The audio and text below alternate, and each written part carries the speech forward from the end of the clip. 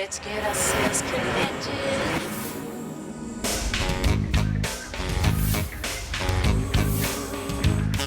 Let's get ourselves connected. Honey, let's do it right. Let's get ourselves connected. Connect with you, alright. Let's get ourselves connected. Gotta get yourself connected. I just kind of laugh at some of the tools we used to use in business like 10, 15 years ago. Remember fax machines? They're like the size of a Volkswagen bus. And now fax, does it even exist anymore? Well, it does exist, but there's so many virtual faxes now, you get them right electronically. But you're right, yeah, so many things. Remember the abacus? No, I do not. I do not even know how to use that, but obviously for thousands of years people did. You know, the big point though is that if you use the technology properly in your business, hopefully you'll be more productive and make more money. Let's read an email. Hi, GetConnected. I own a small business. How can I get it more organized using technology and make it look bigger than it seems? Hover. I love those kinds of questions because it reminds me of those days that we used to do the video chat, and I literally put a picture of like New York City behind me to make me look like I was cooler than I really was. Yeah, you sure fooled me all the time. Well, it's going to be interesting because we're going to show you video chatting at a whole new level when it comes to business, plus getting your business organized, getting all those business cards off your desk and into your computer so you can actually do something with it. We've got a lot of stuff to do, so let's get started. Hey Hover, it's nice to finally meet you. Hi Mike, nice to meet you. So from what I understand in your email that you sent us, you've got a small business and you want to make it more productive and organized, but also give it a larger presence. Yeah, absolutely. We have an office here in Vancouver and in Toronto, and we have meetings. So I travel back and forth between here to meet these clients. So you're obviously in the people business. It's important for your clients to see you face to face? Absolutely. It's a relationship business, so yeah, it's important to see face to face. They'd like to know who they're talking to. So from what I understand, you have tried web conferencing before, things like Skype. Yes, I have tried Skype just to save down the cost on the traveling. However, Skype, we lose connection and there's interference, and which is, it becomes unprofessional when you're meeting big clients. Well, obviously if you're trying to do the deals, they have to have a clear picture of what you're doing. And Skype is awesome because it is free, but the quality issue is always a problem. Yes, that's totally fine. So what I want to show you is a solution from Polycom. It's called their HDX 4000. They've got a number of different models depending how big your business is. And we've set one up in your office, and we've actually shipped one to your business partner in Toronto as well. Well, good. To test it out. And it comes in two components. You can see it's got the screen, and it also has, I guess, the black box, so to speak, as well. And so the nice thing about the screen is that it'll actually double as your computer monitor as well. So you can do your regular Office and Windows stuff. But this part here is actually handling all the video. And the nice thing is that it's high definition video. So you're going to get what's called 720p video, and also handles the high definition audio. It's got 4 built-in speakers, so you can hear clear, crisp sound, a great microphone, and here's the video camera. And the nice thing too is it's got a privacy shutter, so you can truly make sure no one's watching you. That's great. Now, does it work with Wi-Fi? Our office has a very simple networking system. Would that be compatible with it? Well, that's the nice thing. Unfortunately, it doesn't work with Wi-Fi, and typically with video conferencing, it's always better to be connected in with a hardwire. And so this connects with an Ethernet cable directly into your office router. And so you can use your existing internet connection. Okay. So let's make this call. Sounds good. Simply click on the button here, and you can see, simple menu. We want to place a call, hit the call button, and away we go. Oh, here we go. Hi, Hossein. How are you? Very well, yourself? Great, thank you. Do you recognize this man? No. I don't blame you.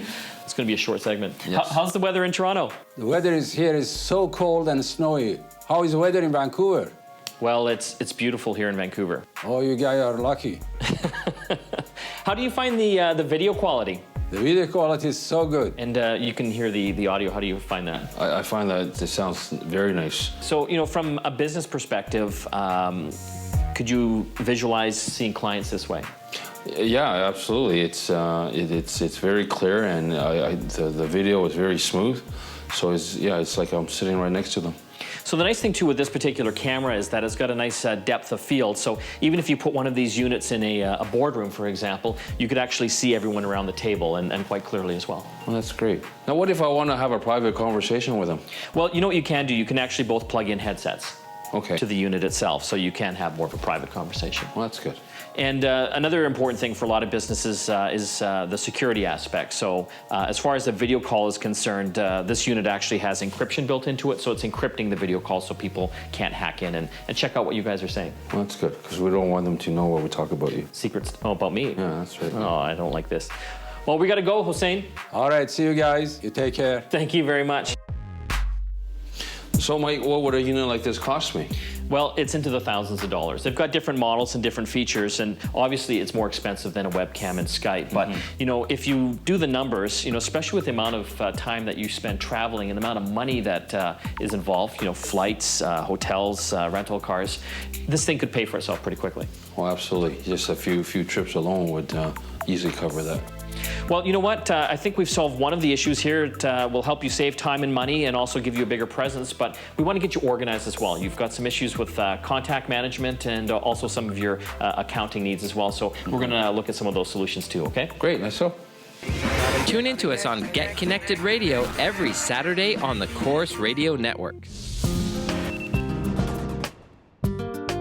We're going to take a couple minutes and talk about a social media website called LinkedIn. A lot of people ask me, is it important to use LinkedIn still because of Facebook? And the answer is yes. Facebook is really about your personal life. It's about your nights where you go out, the people you're hanging out with, all the sort of interesting and fun things that you do. And again, you can put your business information on Facebook, and I recommend doing it, but LinkedIn is a little bit different. LinkedIn is a place where you're gonna put your business personality online. And I'll show you what I mean. All the threads that you read through my LinkedIn account are things about people in business and what they're doing, new jobs that they have, new groups that they belong to. It's business oriented.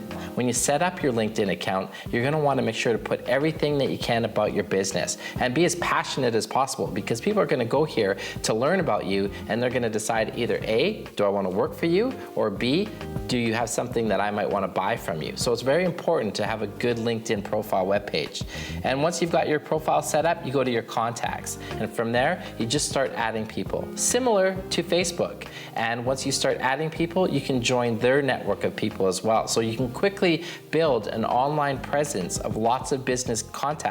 And as I said, terrific for finding a job, terrific for looking for new business in terms of sales prospecting and things like that, but also collaboration. There's the ability to collaborate with business people online by just starting to share ideas. Another area you want to check out is groups. Groups is an area where you're going to sign up for things you're interested in with a business perspective. They're a huge opportunity not only to collaborate and share information about a topic that you're interested in, but also the potential for new business to come out of it. Definitely something I would check out once you're registered in LinkedIn. Again, it's simple to use, it's free, and if you have a business, do Facebook, but absolutely join LinkedIn as well. Don't forget about it.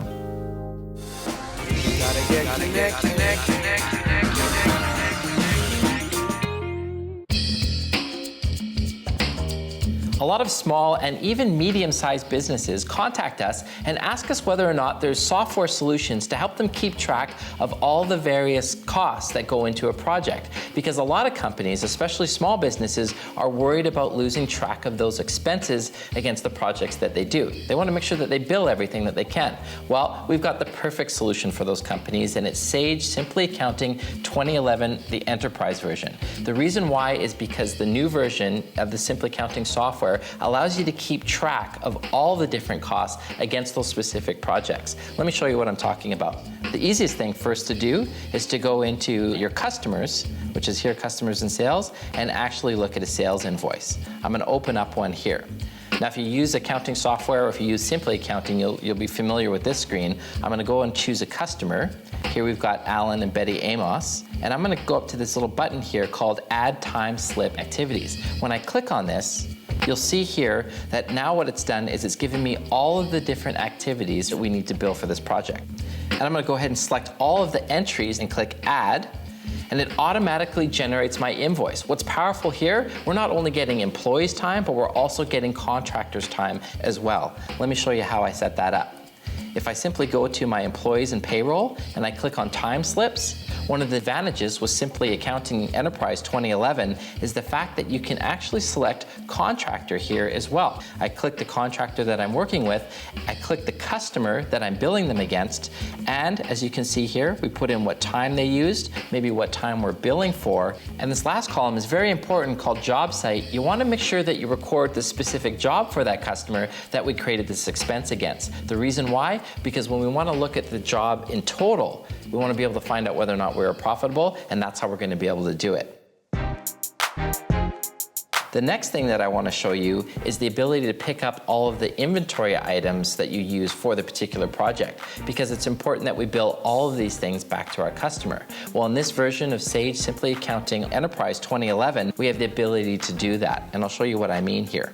If I open up this report, which is job site allocated orders and contracts by inventory item, you'll see here that for our project, the Amos project here, there's a number of different items that we've ordered against it. We want to make sure to bill those back. So now I'll go back to my original invoice that had all of our contractors and employees' time in it, and we'll also bill those products and services back as well.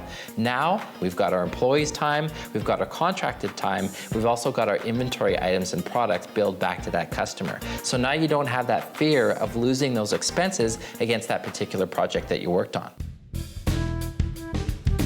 The last thing I want to talk about is budgeting. Because in earlier versions of Simply Accounting, you could only budget for one fiscal year. In the new version of Sage Simply Accounting Enterprise 2011, you have the ability to budget across up to 5 years. And that's important because, well, we're looking at a construction company today, and let's face it, many of these projects do expand more than 1 year. Let me show you how it works. So I'm going to open up Job Site Budget by Period, and here you can see we've got our current fiscal year for our Amos project, but we've also got our budget out many different years as well, up to 5 years in fact. And this is important because not only have we picked up all of our costs and our expenses against that project, but now we're going to be able to keep track of it over the long term and make sure that this project is profitable. So for all of those businesses out there that are concerned about whether or not they're picking up all of their expenses, especially with so many companies these days that are using outsourcing instead of hiring employees, you're going to want to look at a software program like Sage Simply Accounting Enterprise version 2011 to be able to pick up all of that different information and keep track of it, and most importantly, bill back your customers for it. You can watch all your favorite videos on YouTube on the Get Connected TV show channel. It's amazing how many devices now are internet connected. This is another one. It's kind of like a clock radio on steroids. It's a Sony Dash, and this would be at home in your kitchen, nightstand, or even in an office environment on your desktop. And what makes it unique is that it does have that Wi-Fi connectivity, so it ties into your home or office network. The device is capable of also downloading apps. I think there's over 1,000 apps available for it now, and it gives it all sorts of different types of functionality. You can see right on the screen, we've got the actual time. Weather. Over on the side here, I've got my photo collection as well. That's kind of a nice thing. I can turn it into a digital photo frame and go through a slideshow. Again, it is a full 7-inch screen, so it's got some fairly good space. And I can either plug in my MP3 collection directly into the USB port, or I can access different internet radio services as well. And it plays all different formats of video. I can even go up to YouTube and check out my favorite YouTube videos, like my show, for example. On the left-hand side, you can see it's got the big square, and this is where your different apps load in. I can load in things like Facebook, Twitter, even my email, so I can check that right at my desktop, which is kind of a nice function. And if you do want to go full screen, you can just hit the full screen button, and it takes it right up to the maximum resolution. Well, you're probably asking yourself, why not just get an iPad or use your computer, because it does basically the same thing? Well, I think it comes down to price point. You know, this device here comes in under around $200, so if you're looking for something that's going to give you that internet connectivity, give you the ability to download apps and be handy right at your desktop, maybe even in a kitchen, the Sony Dash might be the device that you're looking for.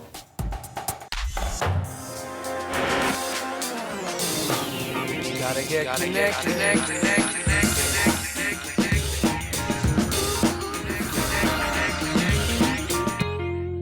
Well, I think there's no question that Apple, with their iPad, have really jump-started the tablet market. Today, we want to have a look at some of the competition. Google Android is heating up the market. They're big with the smartphones. Now, manufacturers are coming out with tablet devices. The first one, really, that is giving the iPad a run for its money is the Samsung Galaxy Tab.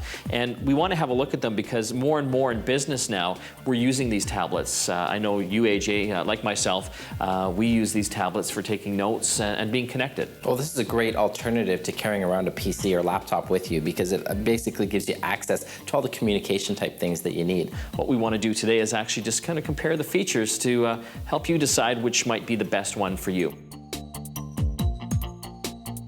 Well, right off the bat, you can see size is a big factor here. This has got the big 9.7-inch screen. This one has a 7-inch screen. So although it's just a few inches smaller as far as screen size, it is basically half the size. You can basically put two of these Galaxy Tabs into one iPad. And you know, that's one thing that I have to go with Apple on. For me personally, if you're that this isn't small enough to carry around. So I think that if you're going to pack something with you, you might as well go with a bigger screen. Well, if you've got big man pockets like me here, you can see this thing actually will fit in pretty well most pockets. Okay, you're never going to do that. And as soon as you sit down, that thing is going to go snap right now. I gotta say, you know, I have been using the iPad for a while. I've been trying out the Galaxy Tab here. I'm kind of liking the size. I find it a lot easier to carry around. You can see that fits right in the palm of my hand. So when I'm reading things like books or websites, it's easy to just to have that there. I think that one thing about being a little bit bigger in size is we're definitely going to see a longer battery life than in the Galaxy Tab because obviously we can fit a bigger battery inside of it. Expandability is another factor as well. Typically with the Apple products, especially the iPad, the amount of memory you have in there is what you have. That's what you get. With the Samsung Galaxy Tab, it does have the SD card slot on the side here, so you can expand the memory on here. So very similar in use. I mean, they both do the whole app thing. Obviously with Apple, they've got more apps because they've been in the game a little bit longer. There's hundreds of thousands. You've got a lot loaded on this one. I do.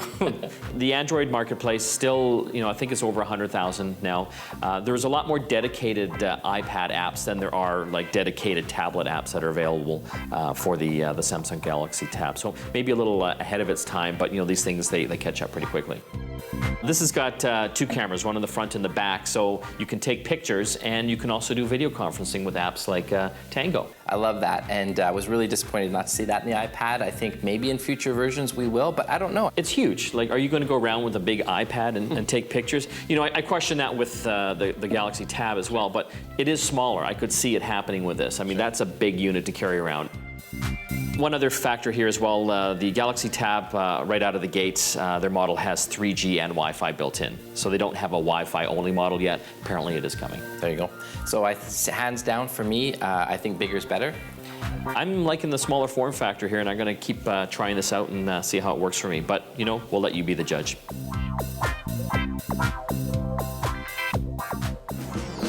Be sure to visit GetConnectedMedia.com for videos, reviews, contests, and much more. So, Hover, I understand one of the problems you're having is keeping track of all your contacts. Yes, I have my contacts all over the place in address books and my business card holders, all over my desk. You've got little piles of business cards everywhere. I mean, you must meet a lot of people. Yes, we meet a lot of people in our business. We do a lot of networking, relationship building. So this can't be really efficient from a time perspective, having this all over the place. No, it's not. And you know, when you need to find somebody right away, you do end up searching through quite a bit of stuff and a lot of time wasted. Well, I think I have a solution for you. We're going to get Tracy Framingham on the line here from CardScan. Hey, Tracy, how you doing? Hi, guys. So, Tracy, tell us about CardScan. Sure, CardScan is really a digital contact management system. So it combines a business card scanner with a contact management software program. You basically scan a business card, and the technology in the software would interpret the text and put it into the correct fields within the contact management software. It takes all those piles and piles of business cards you have and easily consolidates them without having to type anything into your contact management system. So, Tracy, what about searching? Can you search for contacts? Sure, you just type in a person's name, or even if you don't remember their name, you can type in a key contact information you knew about them, where they worked, and it will help you narrow down the search. Also, you can export into a V-card if you want to send someone that contact information, and it will load right up into their Outlook program. So I hear there's a new feature in the version 9 of the CardScan software that allows you to scan directly into Outlook. Sure, you can actually scan directly into your Outlook program and manage all your contacts in there, which then syncs with your BlackBerry or any of your mobile applications that you're using. So that's a nice feature that I really like. So how many different card scans are out there? We have 3 versions actually. We have our CardScan Personal, which is our basic version. It's the smallest card scanner there is, and it comes with a portable carrying case, so you can take that and scan cards wherever you are. It scans in black and white, and it's about 5 seconds per scan, so very quick. Our next version up is the CardScan Executive. That allows you to scan in color as well as black and white. It's a 3-second scan, so it's quicker than the other one. And then our third one is the CardScan Team, and that allows you to share your contact database so with other members of his organization. So which one of the card scans do you recommend for Hover? I think the CardScan Executive would be ideal for him. He's got lots and lots of business cards, so I think for him it would be very quick and easy to manage all his contacts with the Executive. The great things about that is if down the road he'd like to share his contacts with someone else, he could add on additional software to that and kind of use it as like the CardScan Team version. Thanks a lot, Tracy. No problem, thanks for having me. So what do you think? I think this is great. Well, you know what? I've actually got one set up over here. Let's go check it out. Let's do it. So I've hooked one up to our notebook computer, and the nice thing is that it does work with both Mac and Windows PCs. Oh, that's great.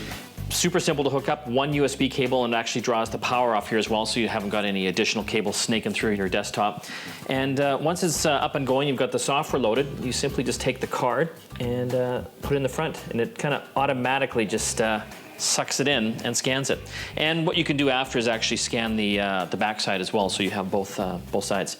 And you know, I find it's actually pretty accurate. It's not always 100%, but from my experience, it's pretty darn good. So the nice thing is you can actually go through all the different fields, and as you're clicking on them, it actually shows where it got the information on the card. So it makes it easy to go through and edit anything. Yeah, that's great.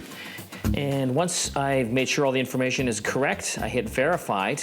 And from here, I can do all sorts of things. I can search through all my contacts right in the CardScan software itself. Or what I like to do is export it out to my address book or my Outlook. That's great. So as you can imagine, I mean, this obviously saves a ton of time. Like, I used to do this in the past myself. I'd sit there and have to type in, and it takes a few minutes for every card to go through. Oh, absolutely. And it's such a tedious task. You know, nobody wants to do it until you have mounds of business cards. Like you do. That's right. So I think we've solved a few issues here today. We've got you more organized with your contacts. We've given you some great ideas as far as your accounting software, and given you a bigger presence with the video conferencing. Yeah, thank you very much. Now we're ready to conquer the world. Very good. Should we scan some more cards? Yes. Why don't you try? The video conference was great. Mike showed me some really nice, cost-effective way of meeting my clients, almost face-to-face. The CardScan is fabulous. The time that it actually takes for all the information to get into my address or into my Outlook, I got rid of that tedious task.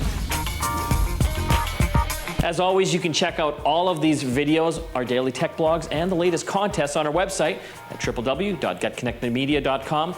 We'll see you again next time.